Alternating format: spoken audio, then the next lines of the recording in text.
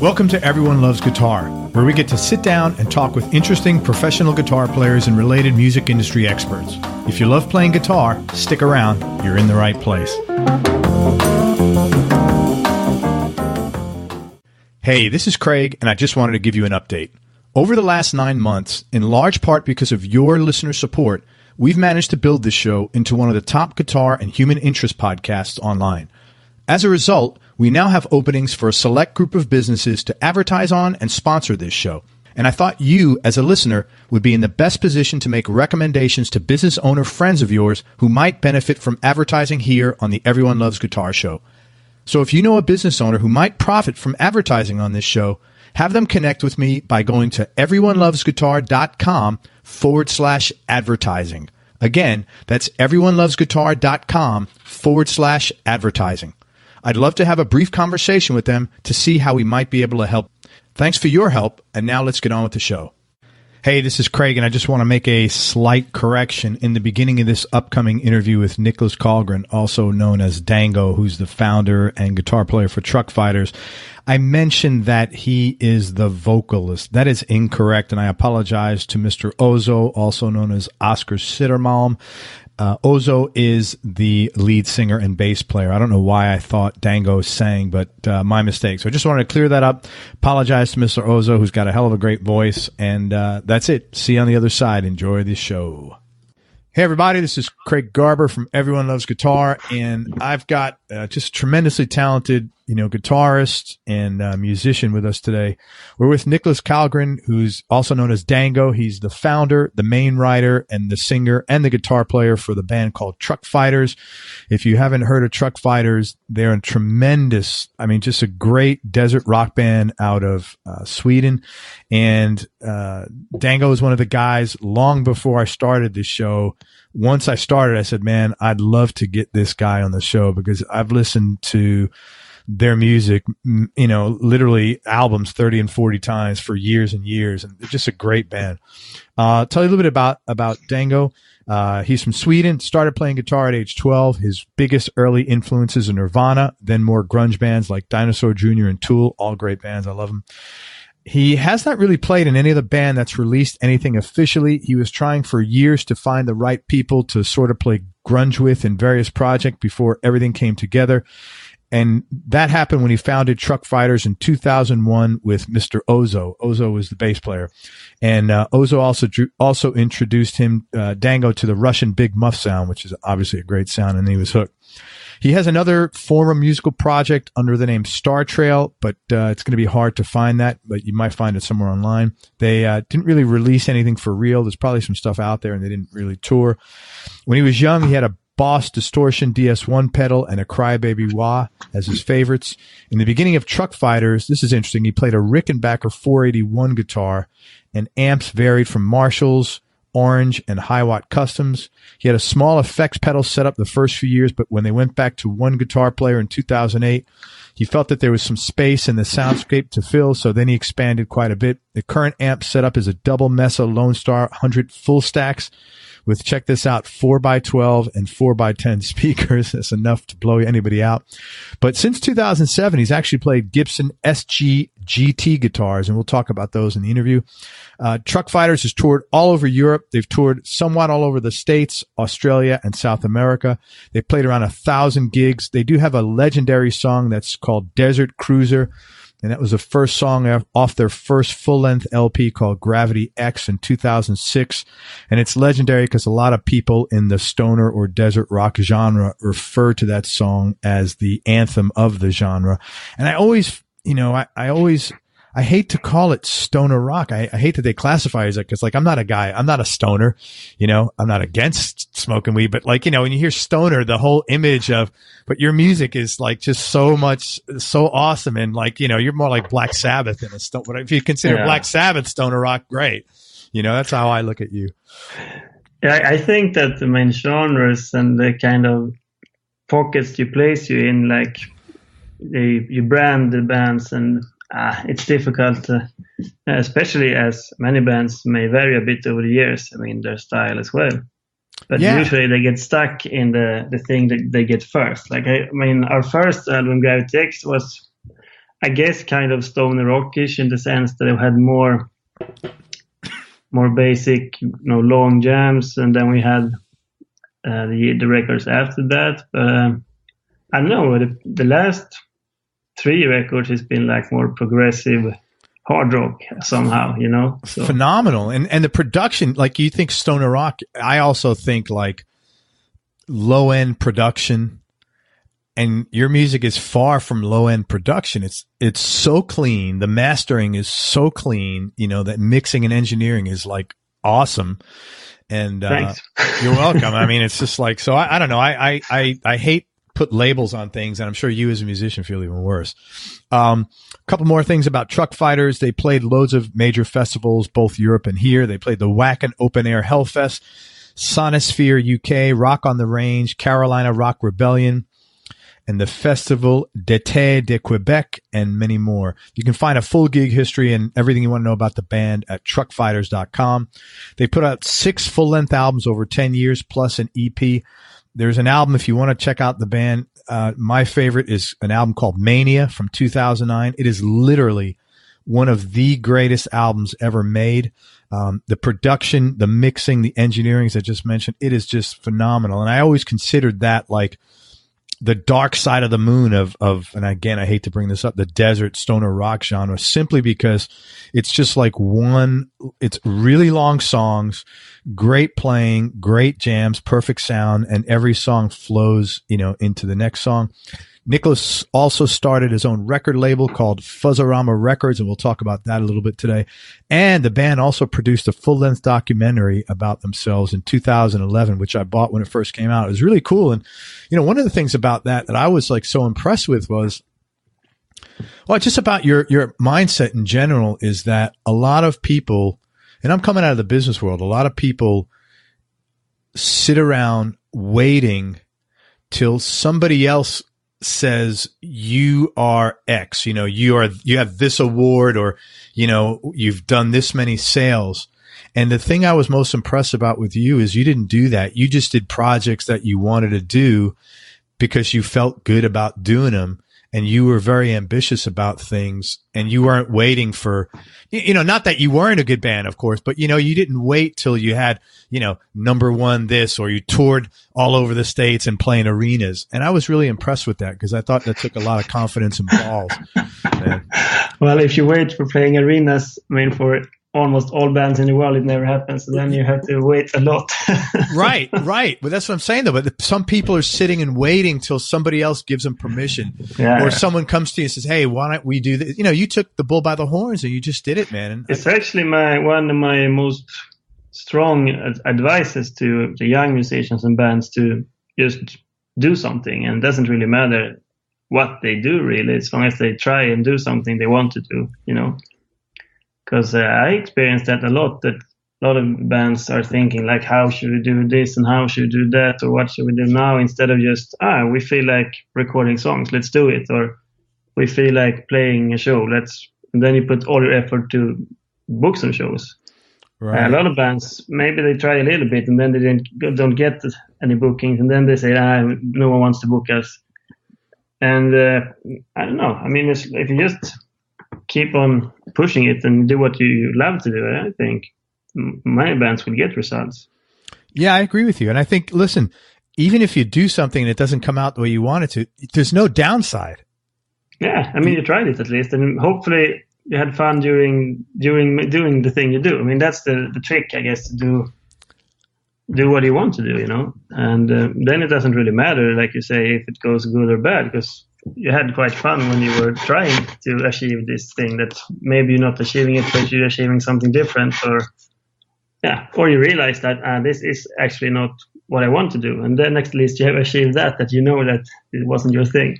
Yeah. So I see no bad thing in doing something creative or ambitious, like try at least, instead of just sitting around and follow the norm of society to just, go to your job and go home and watch TV. So. Have you always been like that? Like, yeah, really? Where did you get that from? I don't know. I guess my parents. Are they like that? Are they driven? Not. I don't know. I think it comes with age as well. I mean, they are quite normal, in my opinion, nowadays. I mean, they like to be home and watch TV and hang out. My father, he has this eternal project to work on his mother's home, like the house he grew up in that he took over. So now he goes there like as soon as he has time, and he, puts up some painting on the walls or builds something, or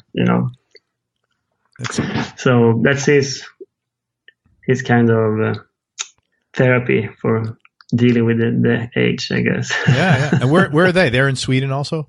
Yeah.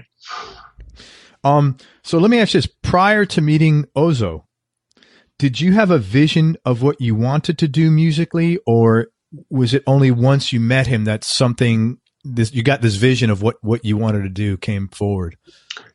I mean, I knew that I wanted to play rock music, and like you said in the beginning, I tried to find people who wanted to play my kind of grunge music for many years.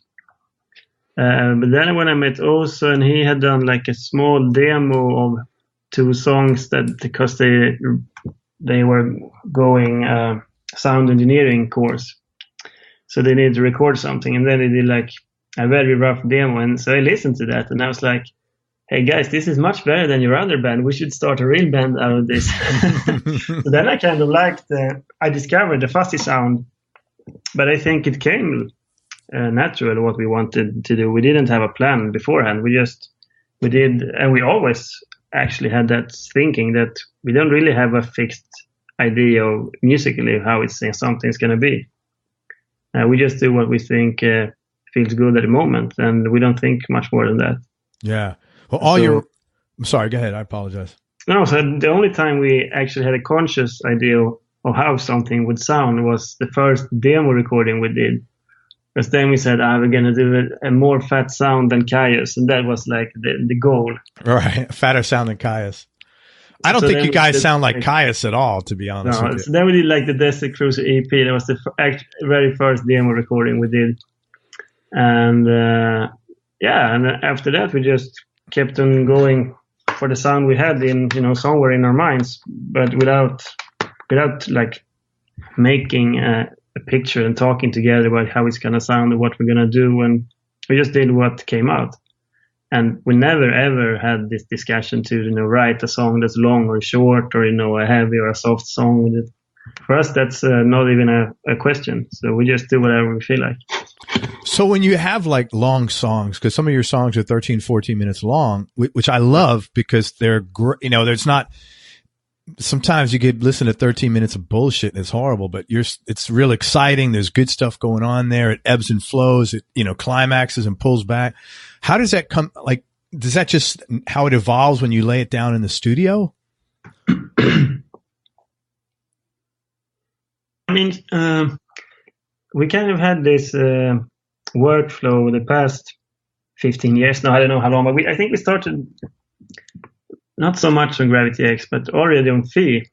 We did a lot of the like arranging and composing in the studio, since we had our own studio all the time.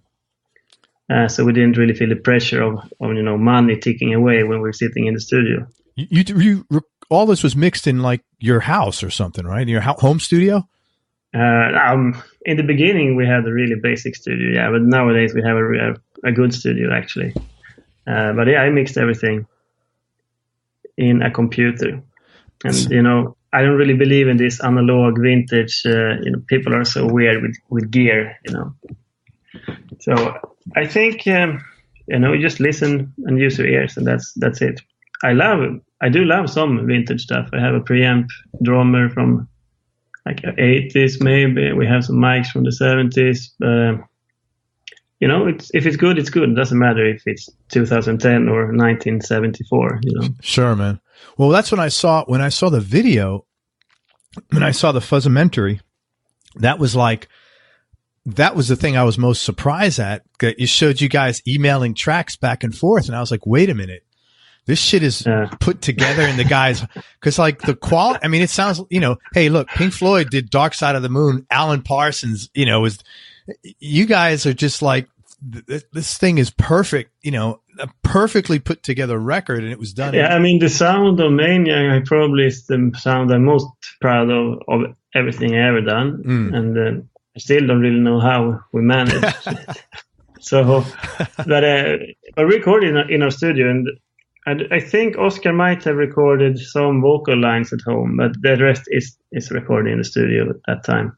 But the studio at that time was,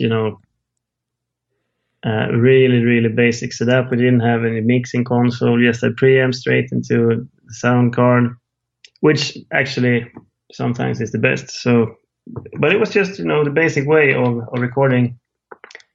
And I think that shows that you don't really need so much, cool gear to get the result you need. It's just in your head, in your ears. And of course, it's in the hands of the musician. That's just a phenomenon. Is that the most popular record, Mania? No, I don't think. At least it hasn't. It's not the record that has sold most albums. I think Universe has sold more than that. Wow. And most fans, I think, like Gravity X most, like the common fan. Yeah. But if you go into like more the hardcore Truckfighters fans, then lots of people like Mania and Majestic is people's favorite song. Oh yeah. And then Mastodon from the Universe. So I think like for the newbie Truckfighters guy, then maybe Gravity X, because it's quite a bit more easy listening as well than the later stuff. Yeah. It was funny because I'm looking at my Gravity X, and I've played that record like 15 times. But then when I got the other ones, they're all like 20 and 30, like even Fee and, I think Fee is a great album as well. To me, I cannot really take one album and say this is the best, because then if I listen to another album, I'm like, well, hey, come on, I like this really much as well. So it's just that they're a little bit different in the sound and style, and kind of shows what we were doing at that time. And everything is like a picture almost of your sonic ideas at a specific time of your life. So it's difficult you cannot really compare in that way. Music is hard. I mean, everything is subjective, so you can't really say. Your favorite album is Mania though? I like the sound, the production on Mania most. But the song wise, I can't pick one record. That's impossible to me. And you wrote like all the songs pretty much, right? But not me, just me. I mean, me and also since Mania, me and also have been writing everything. Gotcha. And before that, the whole band was more involved. But then we didn't have a drummer for a long time, so we just did everything ourselves. Yeah, let's talk about that. Yeah, let's talk about that, man. You guys have always had issues with drummers. How come? Well, in the beginning, it was more, normal in the sense. Like Peso played in the beginning on the demos, the first years of the band. And then he had some personal issues. So then, after a lot of looking, we found Mr. Paco, who is an amazing drummer. And because for us in our band, drumming is extremely important, since this music, you need a really good drummer, in my opinion, to be able to get the groove and everything. So Mr. Paco, then he was with us for 4 years maybe? And he recorded almost all the songs on Gravity X, and he did the whole Fee album. And then he had, how do you say it? He had worn out his wrists, so he could physically not play anymore. Wow. So which is quite sad. Yeah. And he had leukemia when he was a kid, so his body was a bit weak in different parts. And then he had played with a technique that he didn't know it, but it wasn't really good, the best for his wrists. And then he started to have pain, and then after a while the pain was strong, and he went to a doctor, and the doctor was like, yeah, this is this, I don't know what's called in English, we say carpal tunnel syndrome in Swedish. And this is, when you have like too small, something is too small in your wrist, so the fluid doesn't get through properly. Wow. And then they say, it's okay, you can keep on playing. It might hurt a bit, but nothing can get worse, and we can have surgery to fix this after the tours are over for this year, more or less. But then it hurted more and more and more, and the doctor kind of lost his remiss to the expert doctor. Never got any information that he was about to come, so it took months for him to get the time for the surgery. So then after several months, then he finally got there. And then the expert guy was like, I'm just going to look at the x-ray myself. I don't like to cut in people based on other people's opinions.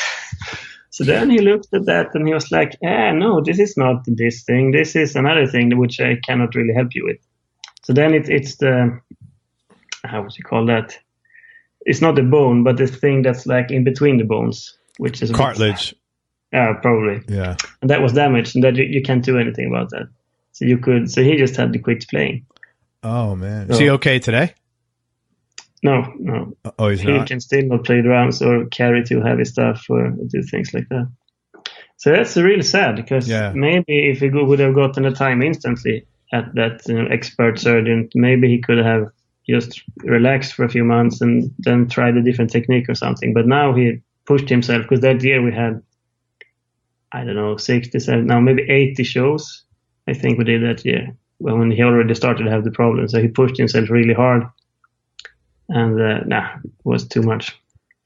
So that's really sad. Yeah, it is sad. But after that, going back to the drummer issue, after that, Peso came back again, but since he has a bit of problems with his personality, I would say, I don't want to get into deep with that, because I think he's a lovely person. Sure. But it didn't work out again. And then, it's difficult. Then we had the band for almost 10 years. We had the band then. To just suddenly find someone else to come in and fit and do both musically and be able to put in the time and effort that you need to it, and someone who likes the touring part. And so, the simple answer is that it's been extremely difficult just to find someone that fits after this. And if the person would fit in one way, maybe not in the other way, and if it's the perfect dude, maybe we didn't think that playing was, 100% top notch, and always something. So it's not easy. It's been quite annoying, actually. Yeah, I'm sure, because you two are like such a tight team.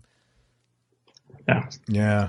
Where did all these nicknames, where did the ideas for these nicknames come from, and how did you get the name Dango? Oh, yeah, I actually had Dango before Truckfighters. Oh, they called you Dango? Where did that come from? I was recording, the first really full-length recording I did was with a Swedish band called Kenneth and the Knutters. And the singer of that band, and this band is half, a ploy band. It's like half what? It's like a joke. They do it with the flash of the eye. It's not a serious project. So they made a lot of jokes all the time. And the singer in that band, he has a totally normal Swedish name, Leif. Mm-hmm. But his call name, artist name, was Kenneth. And the funny thing with that is that's also a totally normal Swedish name. He just changed to another Kenneth, totally normal Swedish name. All right. But he was into nicknames, as you understand. So he came, asked me in the studio, don't you have a nickname? I was like, I don't know. I had one this or that people have been calling me over the years, but nothing that everybody's been calling me. And then he looked at me, suddenly became really serious, because he wasn't a serious guy normally. And it's like, I'm going to think of something for you. So now, okay. And I didn't think more of that. And then a few days later, he comes down in the morning in the studio. It's like, now I know what to call you. I'm going to call you Nico Dango. It means meatball in Japanese. It means meatball in Japanese. So I told my friends, and then Dango got stuck quite fast. So. And most people call you Dango now. Some people do. It's very common. So, if they call me something else than Niklas, it's Dango. Yeah, that's so funny. So, and then you decided to carry on the tradition with the names of everybody else in the band? Yeah, because also he called himself Oz. His name is Oscar, and he called himself Oz in his other band. And then we just put another O after, so it became Oz or O. So, yeah, and then the drummer, we called him Peso. And that actually, he got that name from me, and also we just said that we would call him Peso. Because we thought he talked a lot, but he didn't really do much. So it would fit well with a name with not like a word without much value. That's not a badge you want to wear proudly. Oh my God! Oh, he's great, and I mean, of course, he thought it was fun as well. We wouldn't have forced him to use it if we wouldn't. That's great, man. Oh man, that's great. But the rest of the drummers they've got to choose their names themselves. Actually, we didn't tell, but of course, we pushed them to pick a Truckfighters name. But then we didn't say you have to be Taco or you have to be Mako or you have to be, Taco.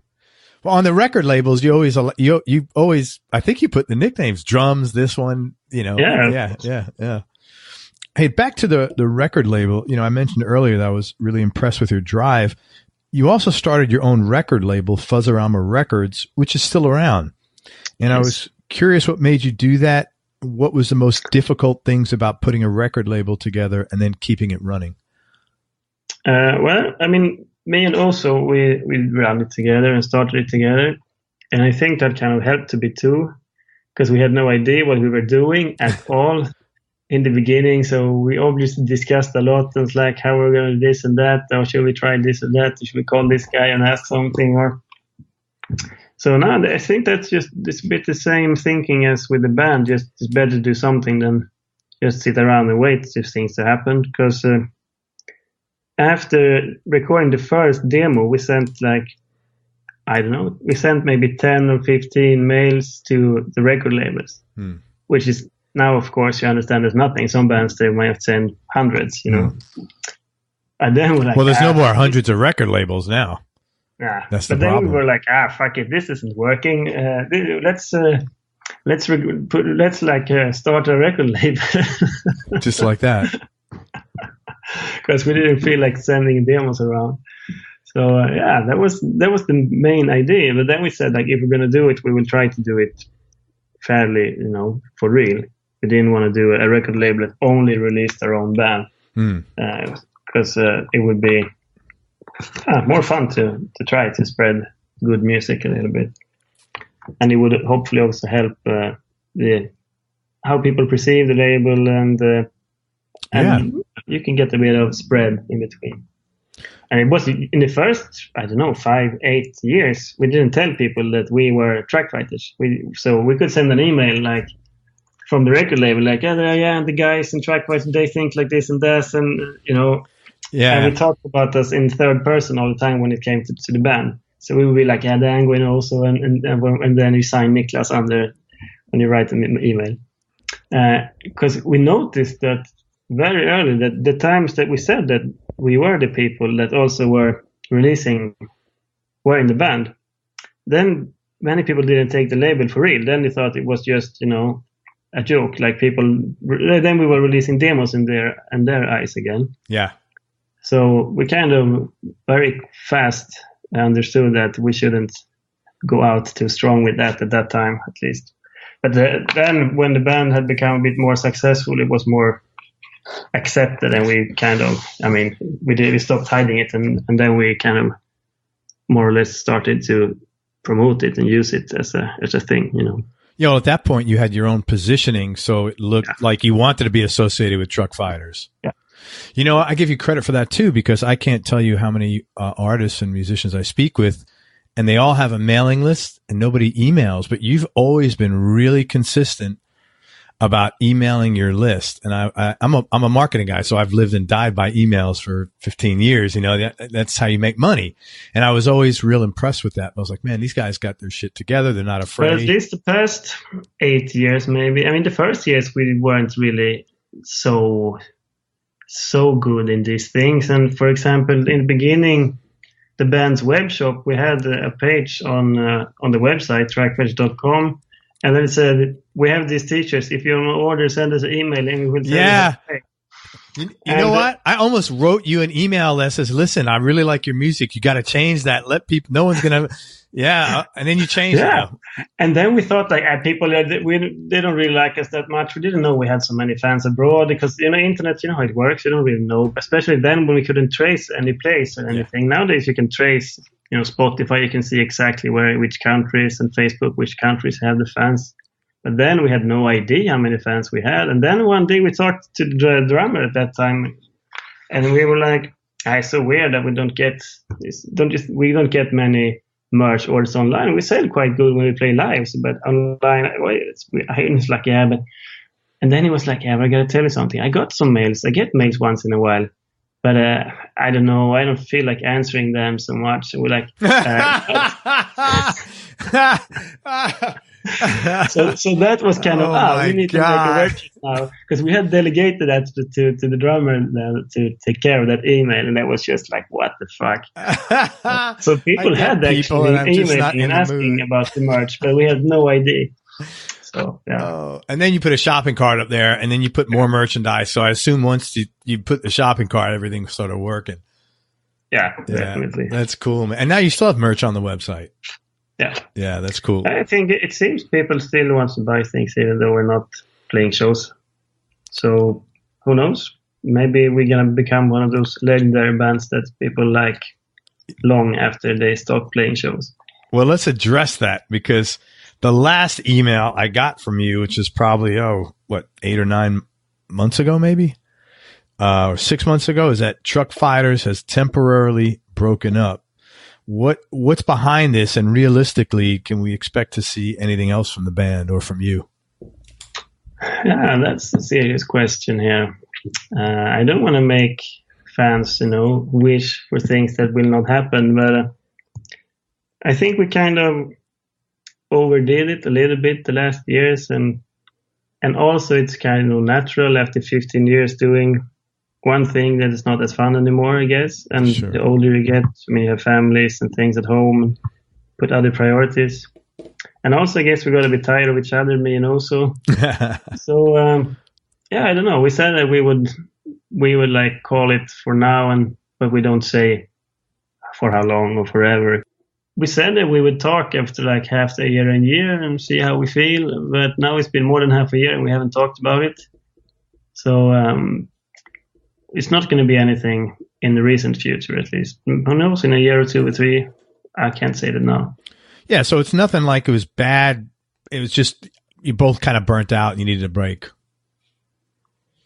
Yeah, I guess so. I mean, and of course, when you spend so much time together with someone for so many years, there's going to be parts or sides of that person that you get really tired of. Oh, yeah. But I don't think it was anything more dramatic than in specific. I mean, no.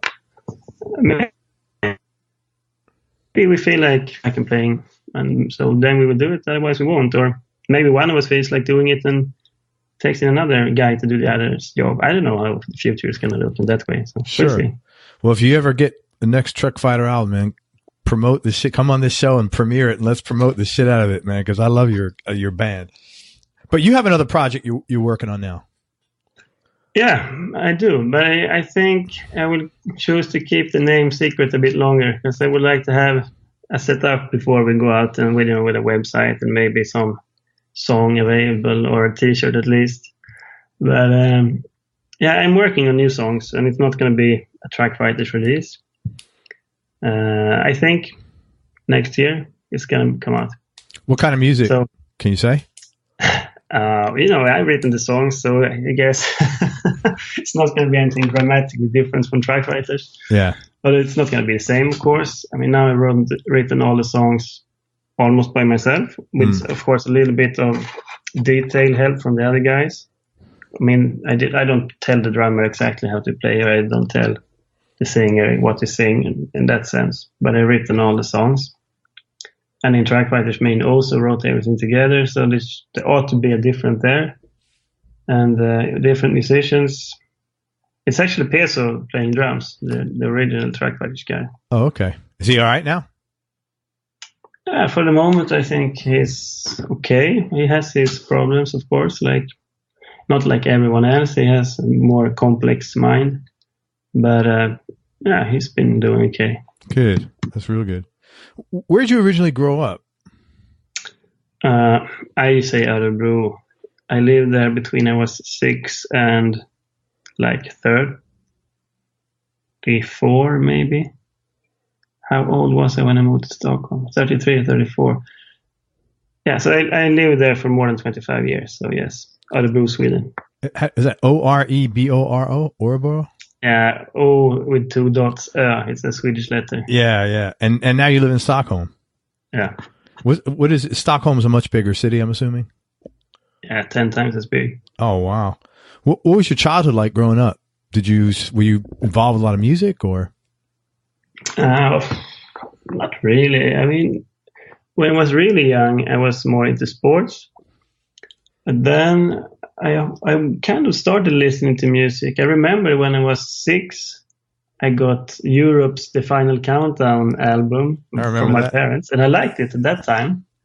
And I got like a Roxette record when I was 8 that I liked, but I didn't consciously listen and look for music until I was 11, like 12, maybe 11, 12, when I bought Nevermind with Nirvana. That was the first record I bought myself ever. And I still think it's one of the best records that exists.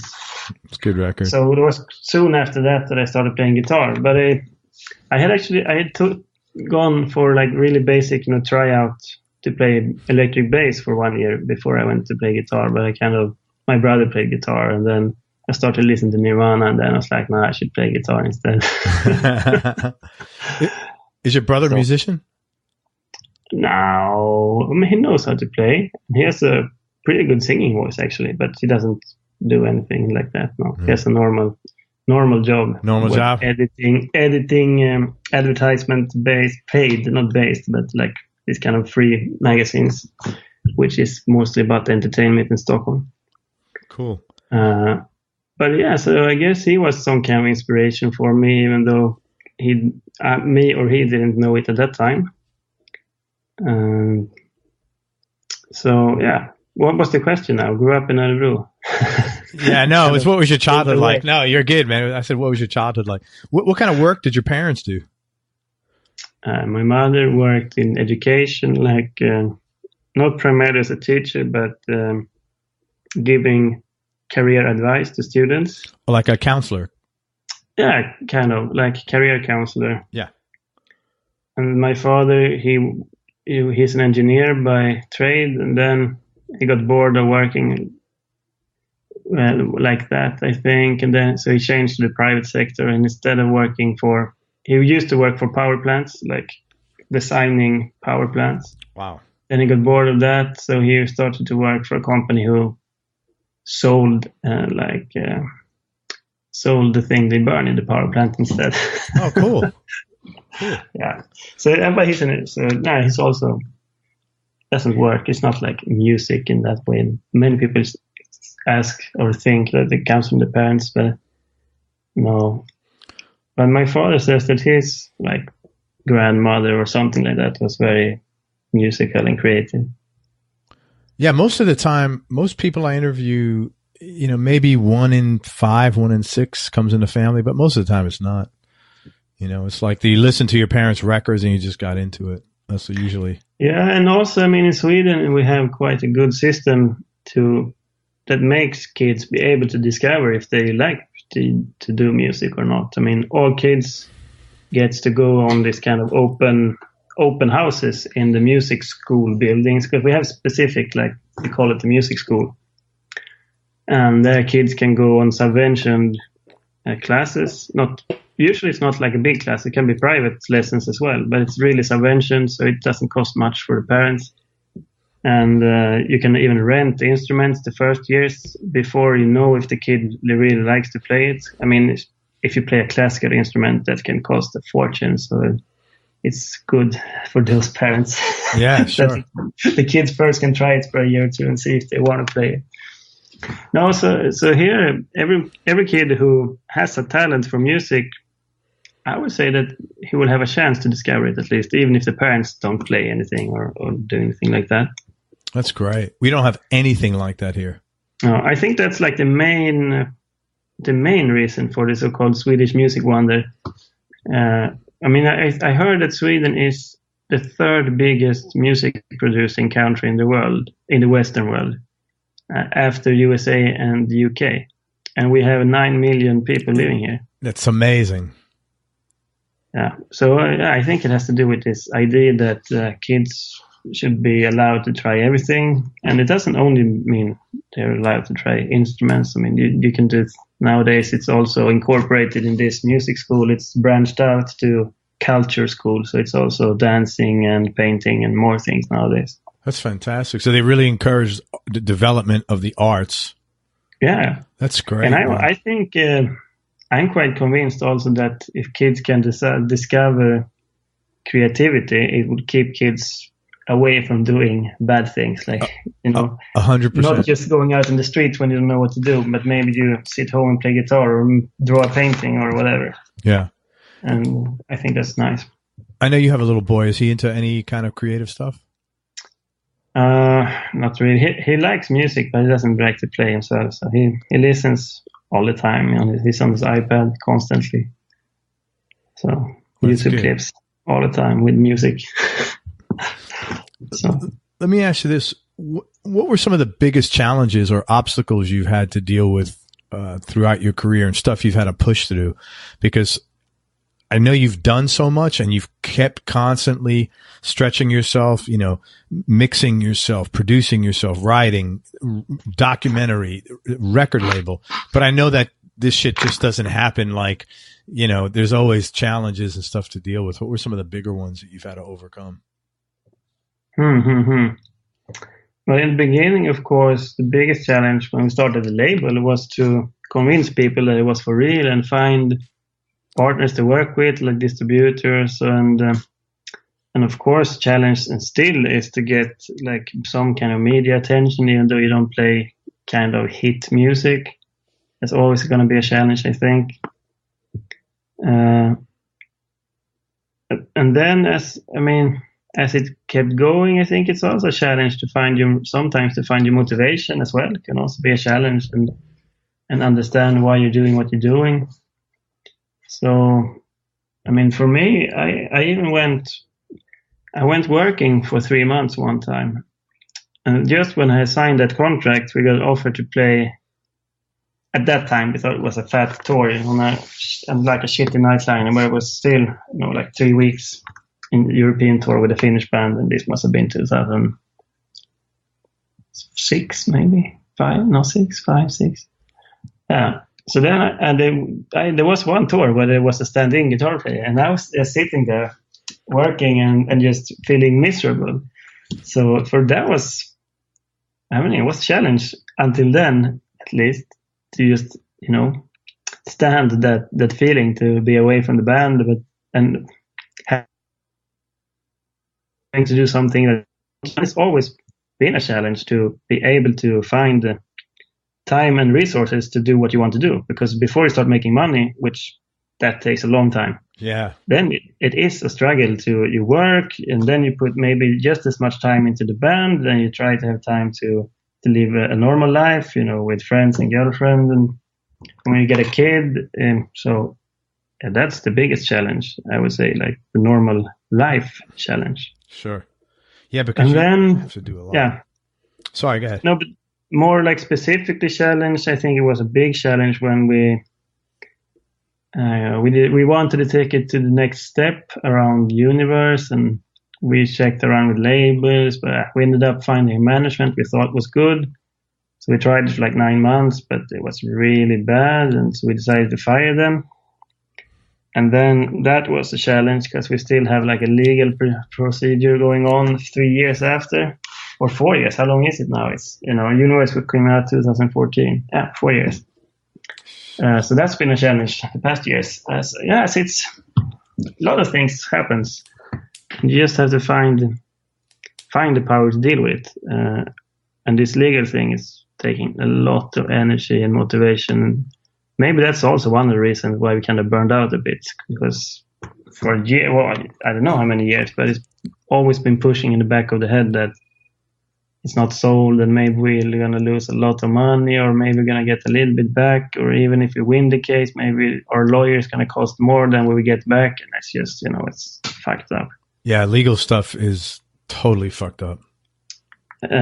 So, yeah. And then, of course, you have the musical challenge to write music that you like and find the mood to do stuff really good. And we had a period where that was a challenge, and that was between Mania and Universe. And I mean, it took 5 years to put out Universe. Yeah. Because then we learned a little bit. I learned a lot about myself and how it works to write songs for me. Because, I don't know, it took us months to come up with even one riff for Universe that we liked. Because we was like, no, it has to be even better than Mania. Oh, we has to do something good because Mania was so good. That's tough. That's gotta be tough. We have the pressure on ourselves to do something, and that's not how music works. No. If it's good, it's good, and you can't compare it in that way. So then it was a mess to finish Universe. But we recorded quite fast. Then we just decided to sit down, and now we're gonna write songs that we'll think is good right now again, like we did in the past. And then if we like it, then it's good. It doesn't matter if it's better or worse or different from something else we did. And I think we came to that realization already at the end of the Universe process that, fuck it, I mean, why are we thinking so much? Five was a great album. Yeah. Five. The last album you did was 5 or V or whatever. Yeah. I thought it was V. I always thought it was 5. I don't know. It's 5 as well as V. We kind of think it as it has many meanings. Like in some, of course, it's obviously 5 since it's the 5th real full-length album, even though we also did the fast split and we put out the 2 first demos as a release as well. So it's like 6.5. But the 5th official real full-length album. Then we thought V for Victory because, I mean, we did it ourselves. We fucked that management that we had these problems with who tried to trick us. And and it was so much anger and frustration coming out through that album, I would say. And it means more than one thing. It's a great album. I want to ask you just about, it's very hard to pick 3 of my favorite Truckfighters songs, but I just want to ask you about them, and I'll go in chronological order. Atomic, it's first song off of 2007, your second full-length record, Fee. Tell me about that song. What do you want to know? What's the backstory to it? How did it come about? This actually has a backstory, so it's good that you asked about this song. So that was the time when we still had 2 guitar players. We had 2 guitar players between 2004 and early 2008. So this other guy, he was kind of, losing his motivation. We could feel it for the band, and we thought that maybe that he would, quit. Maybe, we don't know. He had some problems. He had a sleeping disorder as well, so it wasn't easy for him. So a lot of the time he was late for rehearsal, and now we had said that we were going to meet and write the last song for the record and then start to record the Fee album. And the day before he hadn't even shown up or something like that. So we were like, and then we did something else. We didn't write a new song then. We did something totally different, like packing merchandise, something boring. So then when he didn't show up that morning, we're like, fuck this, we're not going to wait for him today again. Let's write a song. So then we started to write Atomic. So we wrote the song before lunch. Then we ate lunch, and then we recorded it in the afternoon. Like the basic, not the whole song, but the drum track and like the bass track, I think, as well. And so we had the structure and everything was ready in one day, from starting to write it until recording. And that was, because we were a bit annoyed at the other guitar player not showing up. And then, he quit less than a year later. So I think if we hadn't got the Fu Manchu supporters, he would have quit earlier. But he didn't even play on that song. I play all guitars in that song. Because that was the same thing when we were recording. He was just too lazy or tired to go down to the studio. So then I was like, I'm not going to wait for you. I will record it myself. So, yeah, that's a 3-piece song in that way. Great song, man. Next song I want to talk about is, we mentioned this a couple of times, Majestic off of Mania 2009. It's like over 13 minutes. What is that song about? How did that come together? It is just a beautiful. I mean, every time I listen to that song, it just takes me away, man. It puts me in just an absolute perfect state of mind. Yeah. That song for me is all about the mood, because we didn't understand how long it was going to be. We sat down like we did at that time with me and Oso and a computer, and we started to compose the main arrangement of the song. And then we just started playing. Like, we had recorded some ideas when we were rehearsing. I don't remember if we took it from there or if we just came up with it right at the time we were sat down to, because we had told ourselves that we're gonna write this album now this weekend, so how long time it takes, but now. And then we came down and we started to playing, and then it's like, oh no, this sounds like a good riff on the bass, and then it's like, yeah, and then we started playing and we just did part, and then we're like, wait a minute now, how long have we been playing this? And then, it was something like 8 minutes already. What? 8 minutes? Impossible. Then let's put another chorus here. And that's okay. Now it's almost 10 minutes. And now I want to play an outro here.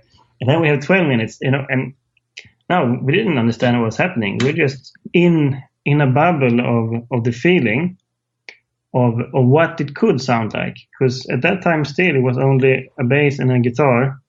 Very, very rough, not even tuned properly, straight into doing like the shell of the song. And we did all the songs on Mania that way. Because we didn't have a fixed drummer. I mean, Peso had quit before we started recording it, and we didn't find anyone. And we started let's start to record anyway, and we'll find a drummer to record it. And then, of course, we asked Peso first, and he was like, yeah, I can record it, but I'm not going to be in the band, I can just record for fun. So I think he liked that, to be recording it without being officially in the band, because he didn't feel any pressure. Yeah. He just came down and, played some amazing drums, and that was it. And we took care of everything else. But that's a great lesson, too, if you think about it. Like, a lot of times, so here you are, you have no drummer. And a lot of times, whatever the crisis is, you think, I'm fucked, it's over. And in your case, you went and sat down and wrote one of the greatest, rock albums of the, and you put this shit together. It's 8 songs. When you think of it like that, it's quite cool, isn't it? Yeah, it's really fucking cool. And I mean, I think that's a great lesson in just, don't worry about the negative. I think in general, we all tend to sometimes, at least in the moment, get caught up with, I can't do this. And then it doesn't matter a lot of times. Just do what you can, and you might fucking have a home run. And that's, certainly what you guys did, man. Yeah, that's great. I think, like I said, with the label, it's also helped here because both me and Mr. Oso have been really driven and ambitious. And the times where one person have dips, the other person has not had a dip. So we kind of always have someone pushing and like encouraging the other person, and come on, let's do this now, and it's going to work out. And up until now, when we took the break or quit or whatever you call it, it worked. And I guess that means that both of us at some level were a bit tired now of doing this. So, yeah. Yeah, but the good news is if you ever come back, you'll have the same chemistry because that's the way your relationship existed. Yeah, I mean, now we don't even talk to each other almost because the band isn't doing anything. So we don't have any reason. We talk about the label stuff, of course, but that's about it. I'll tell you something. That thing, that pushing each other, for me, I've been with the same woman. We've been together, my wife, going on 26 years. That's been the thing that I have been so grateful for. And I don't get down very much, but when I do, she's always like right there to kick my ass, and that's been a really valuable, and that's great support, and I really, when you said that, it made me think of that, and I'm really grateful for that. whether you have that relationship with a spouse or with a partner or a business partner like you had, that's just a real good thing to have, because it's good chemistry. And when you can make each other, make each other get the most out of yourself, which is great, V, last album, last full length, we talked about it, from 2016. Storyline. Or was it 5? Or 5, whatever we want to call it. We'll change it. We can change it, whatever it says. We can call it whatever the hell you want. Just 2016's Truckfighters. Storyline, man, that is the last song. Yes. It's first, when I first got the album, I was disappointed. I said, only 7 songs, but they're like 8, 7 minutes. Yeah. 7, 8 minutes. Yeah. So it's like I wasn't disappointed after I listened. The end of that song, man, it's really, you sing on these too, right? You're the voice. No, Oscar is the singer. Oh, Oscar's the singer. Okay. Yeah. I didn't realize. So you have to change your initial speech a bit. I think you said I'm singing. I only do backup vocal live a little bit. Oh, okay. I apologize. Oscar, I am very sorry. I thought you were I didn't realize you were the vocalist. You have a great voice. At the end of Storyline, man, it's a real beautiful acoustic melody. Where did that come out of? It's really nice. You don't do acoustic very much. From my mind. Be more specific. What can I say? I have no idea. What made you put that in there? Because you haven't done a lot of acoustic work on the records. We had acoustic on Majestic. We have acoustic on Mastodon. Have a little bit acoustic on Chameleon, I think, in the end, right? And Helium 28. And one on Gravity X somewhere. So it's fun to... It's a little bit acoustic also on Monster, actually, but in a different way on Mania. But anyway, back to this question. No, I think it's nice to play acoustic sometimes. But for me, Truckfighters isn't a band which is like acoustic band, but it's where it fits the mood, then I kind of use it, I guess. Yeah, but I don't want to do acoustic outro on all the songs, or I don't know. But it's nice to have it like that finishing the record, or like giving a little break of the wall of sound in the end of Majestic, for example. Oh, it's beautiful on Majestic, man. Same on Mastodon. It's the same thinking. There's been so much sound for so long, and then you have to just feel the mood a little bit before you end it. And the same thing, I guess, with Storyline. It sounds great. And Storyline, we also have acoustic in the choruses. So there was more. It wasn't even a question for us. I think we just felt like, we're going to do acoustic outro, of course. And yeah, but when you ask where does it come from, I don't know. We just record what comes out. Hey, let's talk about gear for a minute. You play an SG, but a GT model.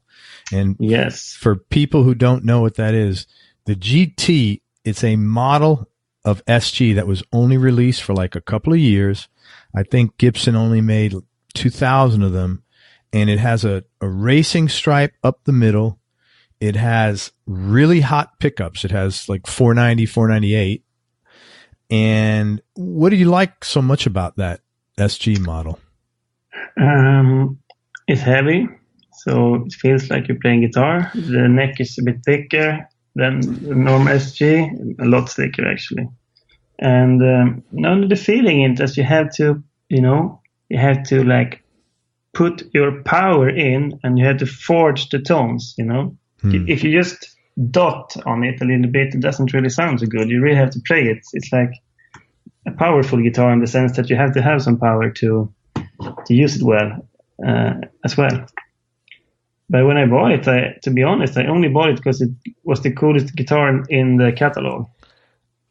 we got this deal with Gibson, the Swedish agent of Gibson, back in 2007. So we could buy them really cheap. It wasn't for free though, but it was really cheap. And then he was like, "Yeah, just look in the catalog and say whatever you want." So then I was like, "Should I have it? I don't like Les Paul. They're not me at all, and they're heavy, and you cannot really push it. The neck, because then the tone, like they're so sensitive." So that was out of the question. And then I was like, a Flying V, but no, it's too metal. Explorer, maybe. And then it's like, what's this? And then it's like, I'm going to have that one. I didn't even try it, because in Örebro, the music store, of course, they hadn't stocked on SGGT. I would have to go to Stockholm. And then I was like, fuck it. I'm just going to buy it and see how it feels. And then it was really, really good. It was great, huh? Yeah, because that's that's the only thing you play. Sorry? Yeah, I mean, nowadays I have 8 of them.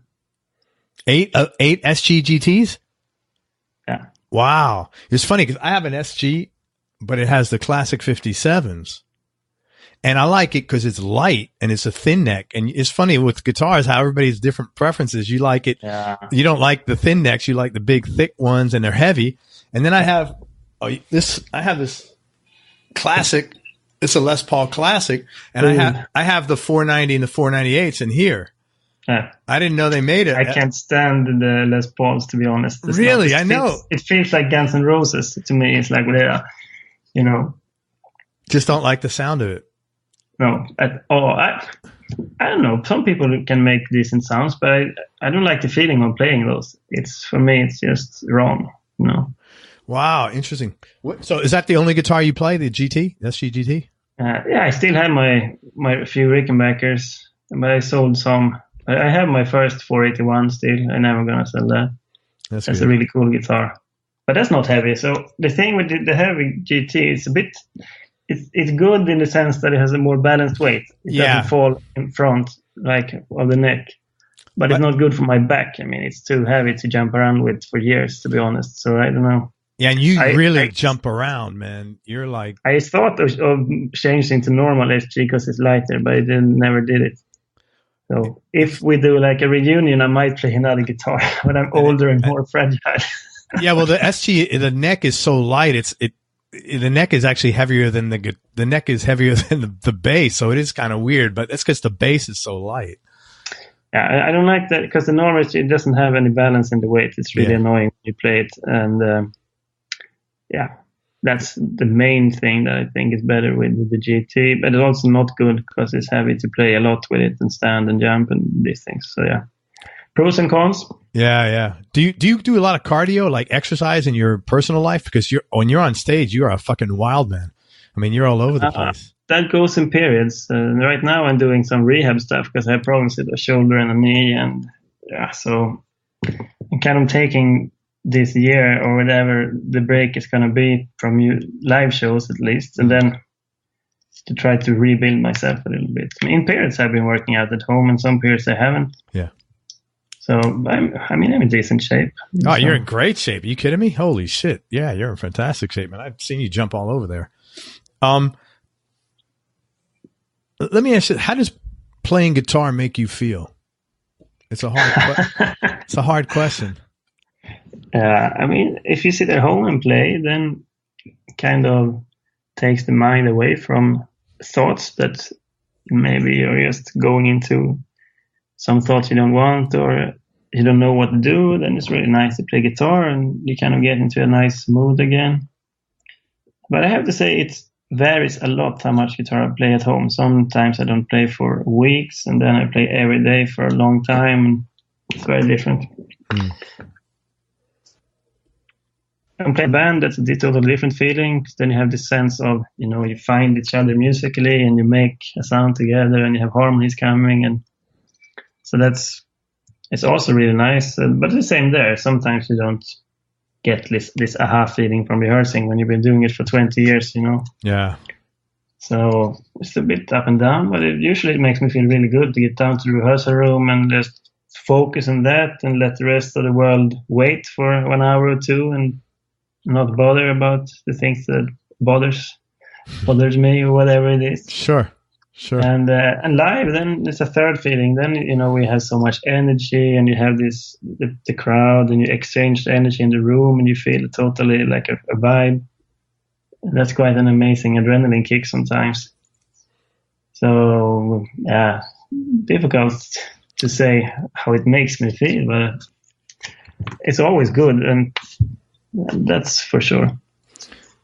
It's funny when you played here, you didn't play down south here in Florida, and you were playing at, I think, City Winery, someplace in New York. And almost in New York. I was going to buy tickets, but I was like a week off from the time you were up there, man. I was always wanting to see take my son to see Truckfighters because we always. I should have done it. Yeah, I should have. You're right. We had people flying on the first tours we did before we had played that much in the States. To be honest, some shows were shit. It was like 10 people coming sometimes. It was just weird. Some places played were so annoying just to come there, and it's like, why do we go to the States? But then you go places and you meet people like, we flew from California to see you. We've been driving for 12 hours. We always wanted to see Truckfighters, and that kind of makes you, understand that there are people who appreciate what you do, and I think it took a little bit of time, but we finally made a good crowd as well in the States. The last tours we did are really good. Yeah. So you just had to build it a bit as well. I mean, in Europe, we've been touring since we started, and then started touring in the States 2011, I think. So it's not so strange when you look at it like that. It's just that around 2011, 2012, when we played in Europe, we might have had, I actually remember most Universe release tour. So we did 2 or 3 weeks, I think, almost in Europe, with like sold out shows. We had between 300 and 500 people every show. And then we fly to North America, and it's between 20 and 100 people. Oh my God. Yeah, that had to be a disappointment. Fuck is this, So yeah. But now the V tour, 5 tour, then it was really good as well in the States and Canada. Where are you most popular? Are you most popular in Sweden? I think in Europe we are quite popular in like the bigger cities. At least if you see how much people come to the shows, we play Stockholm. Lots of people are coming, or London, or Amsterdam, Berlin, Germany. I think we are one of our best places, I guess.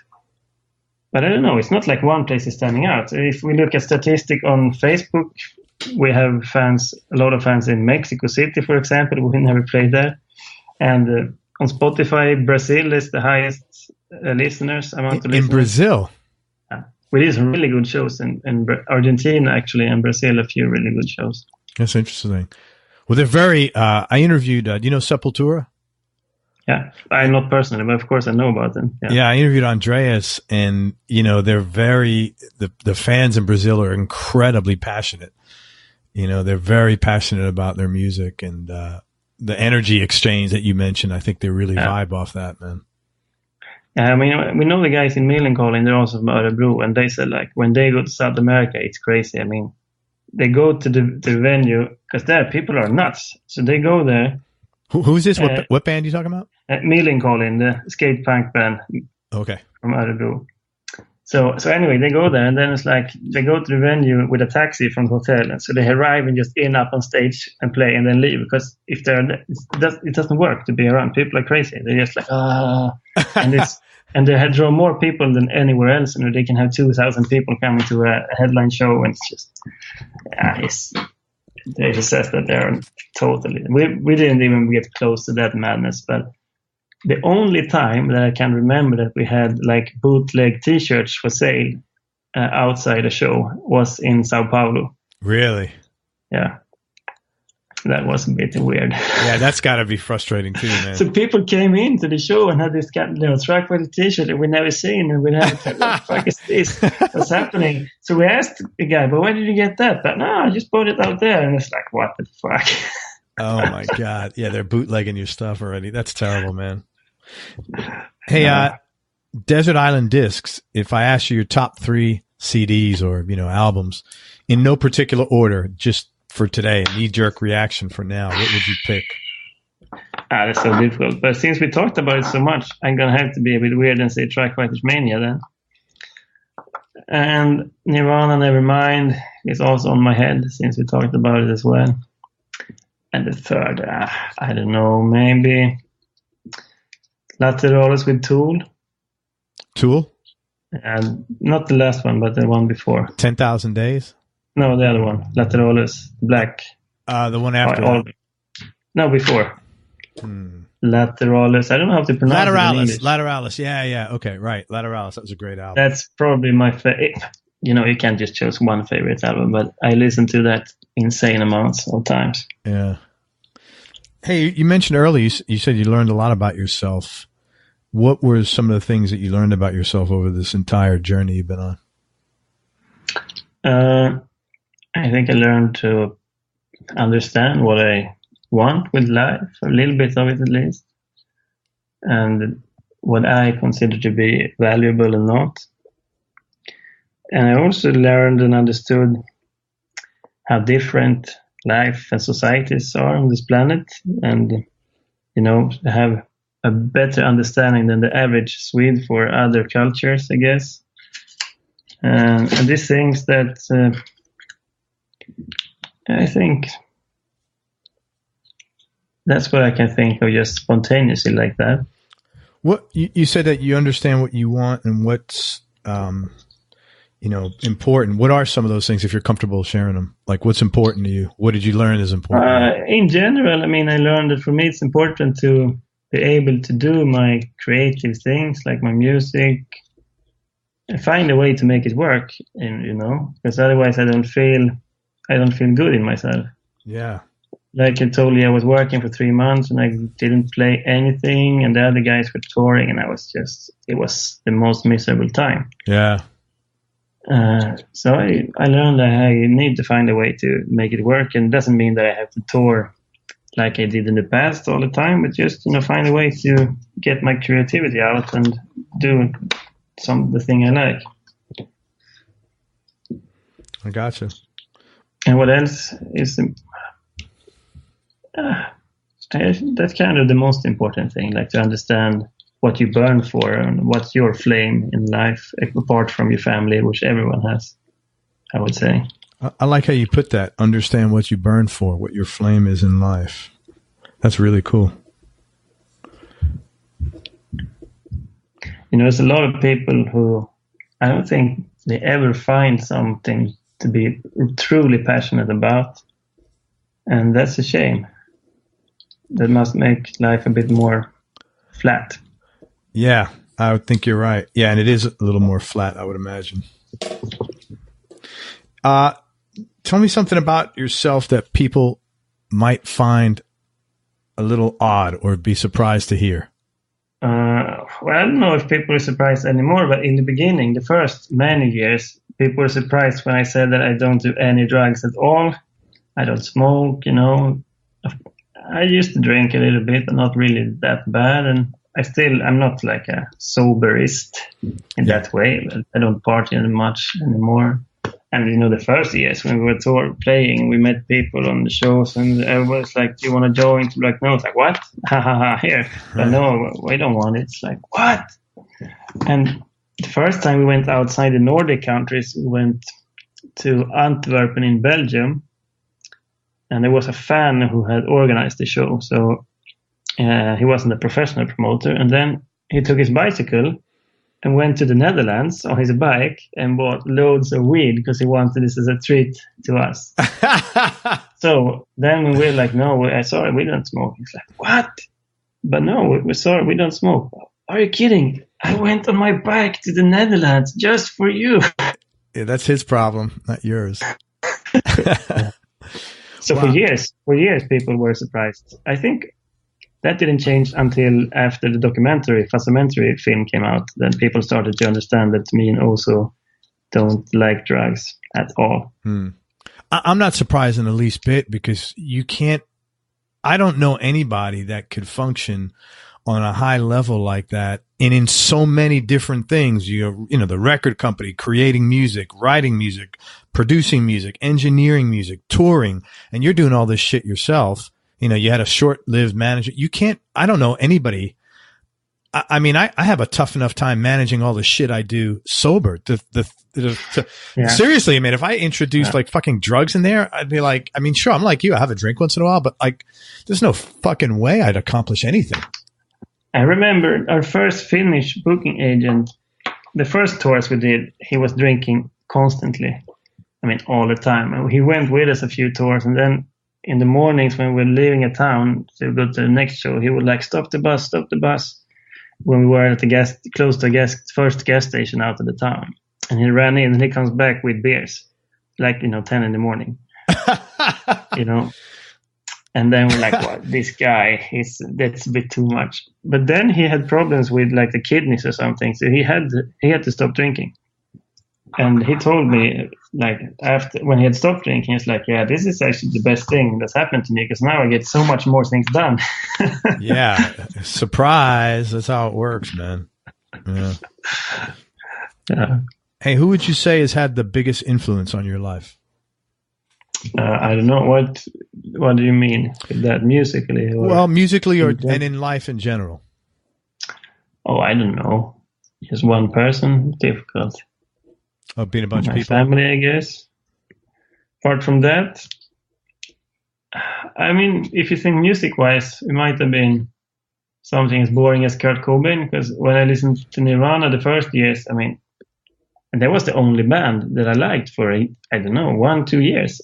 I listened only to Nirvana and nothing else. And then it came like Pearl Jam, Dinosaur Jr., the others, so Soundgarden, of course. And then after some years, I kind of enjoyed, for example, Soundgarden much more than Nirvana. Nirvana is, it's quite basic in the sense of the songs are not so complicated, and Soundgarden is on another level there.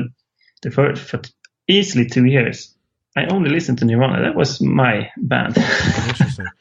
Yeah, I think Soundgarden's one of the greatest bands. Their sound was it was a fucking wall of sound, man. So good. Really good stuff. I'm really happy. We played a show with them in Quebec on that festival. Did you really? Year. So we were just 2 slots before them on the same stage, playing for 20,000 people, and I borrowed a guitar of Kim Thayil because mine got lost on the flight. Oh my God. That was quite cool. Like the biggest stage we ever been on. It was a memory. That's really cool. Did you get to hang out with Kim and Chris Cornell, or? We hanged out a little bit with the other guys in the band, but Chris, we only saw him when he was on stage. He just came in and out, like that. And he also, we met the other guys on the airport when we had the same transit in New York, actually, when we came from Europe. So then we were sitting there, I was like, isn't that like the guys from Soundgarden? We said to each other, like, yeah, I think they look like that. And then we had to look at pictures on the phone, like, yeah, it must. So you were both flying from New York to Quebec. Yeah. That is cool. So then we went like up to say hello to them because like we're gonna play with them tomorrow, and then it's like this big security guys like, don't come in here. But it wasn't like a restricted area. It was the normal waiting area on the plane. But no, we weren't allowed to go close to their seats. So then after a while, he came back and talked to us like, I'm sorry, guys. I understand that you're a musician, but come up and say hi to the band. It's okay. So Kim and like Hero? Yeah. So then we went up and like said, hi, we're playing with you tomorrow. And we gave Kim a CD, which accidentally was a signed Mania CD, I think it was, that we had just in our backpacks for randomly that we wanted to give them. Oh, that's cool. So it was a bit fun.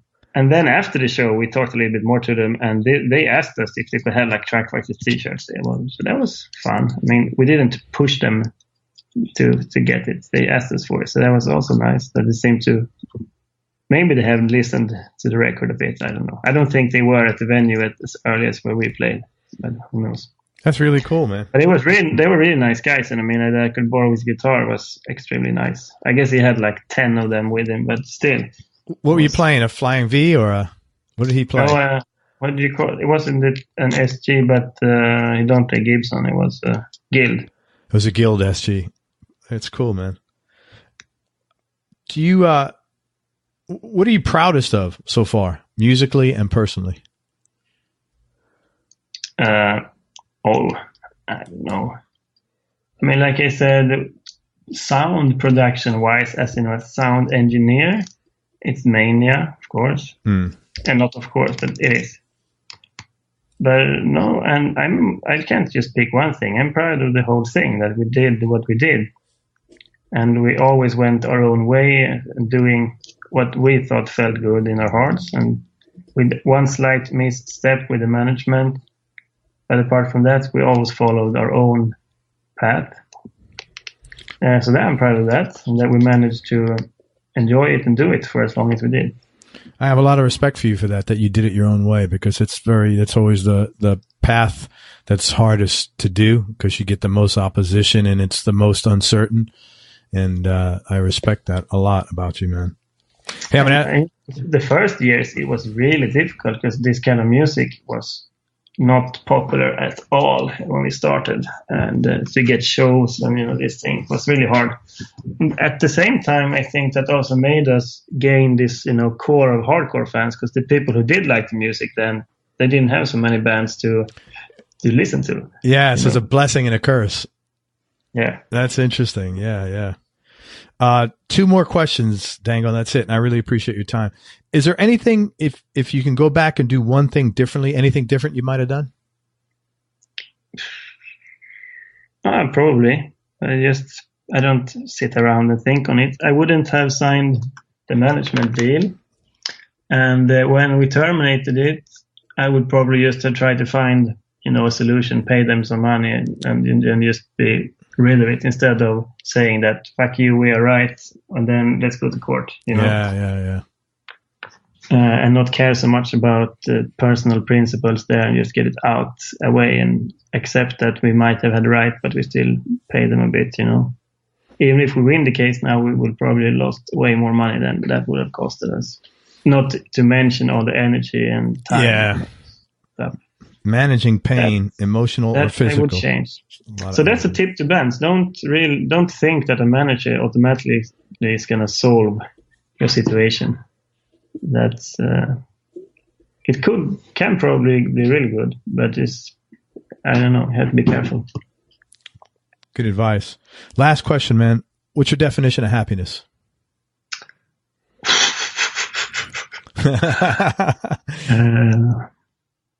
I think being home, when everything has a good vibe with your girlfriend and your son, just feeling that, this is so nice that maybe I don't care about the music anyway, or, I fuck this or that. I don't care about anything else. Yeah. So you're like a family guy first and foremost, is what it sounds like. Yeah, definitely. I enjoy to be home when I'm home. And I think maybe also, I don't know, maybe it's come also from the fact that I've been away so much that I really appreciate to be home. Yeah. I will tell you this. I've interviewed probably 5 or 6 guys now from Northern Europe countries, and everybody is extremely, extremely family oriented, man, first and foremost. And so that was nice to see. And I guess that comes from, that's, part of one of the things you said about culturally, that's probably some of the differences that I see.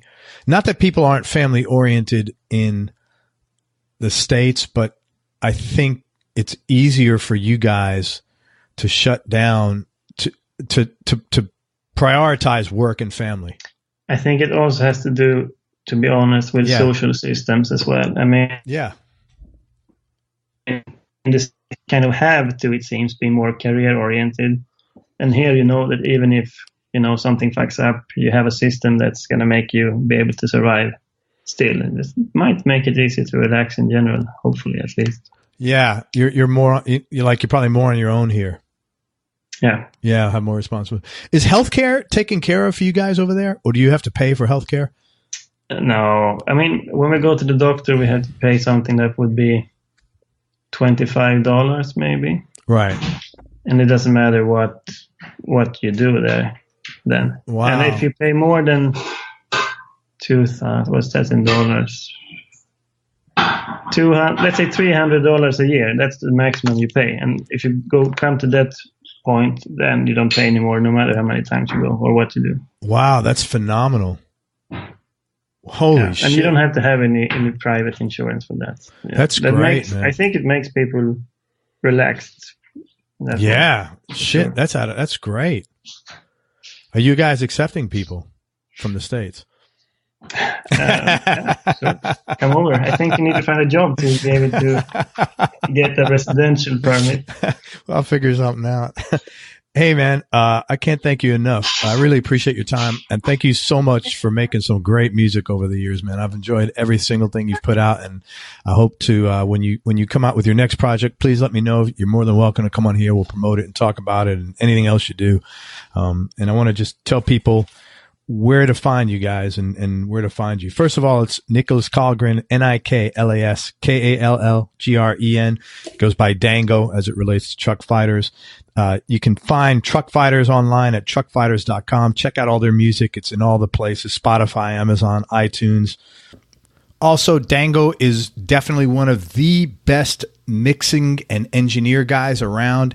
He's got a great studio. So if you want to work with him in the studio, or I think you could even rent his studio out, check out his website for his studio. It's studiobombshelter.se. That's Studio Bomb, BOMBSHELTER.se. The guy is a wizard when it comes to mixing music. Fuzzorama Records is Dango's record label, Fuzzorama. He's got merch for all these things online, really good websites, and he's produced. You have some pretty good bands on Fuzzorama now. Yeah, definitely. I mean, check them all out. I can't just say one of them. I think all of them are good. Yeah, name some of the bands on there.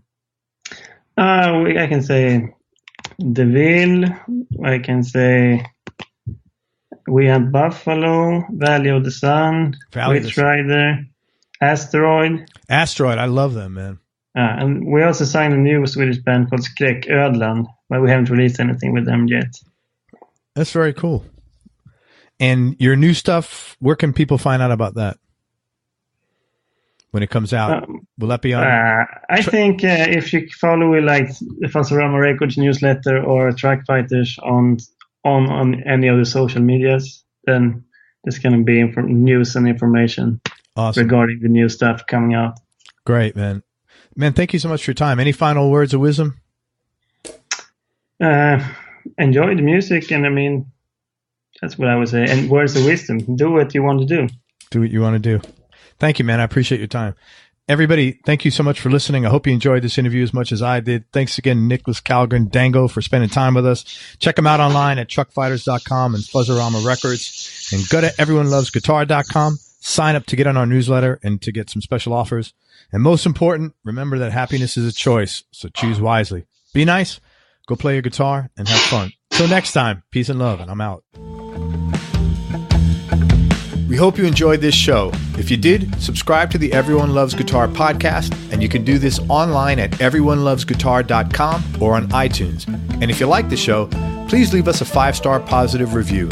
The more 5-star reviews we get, the higher our show ranks, and higher rankings mean we get to continue speaking with cool, interesting guests on our show. We'll see you on the next episode, and until then, keep playing your guitar and have fun making music.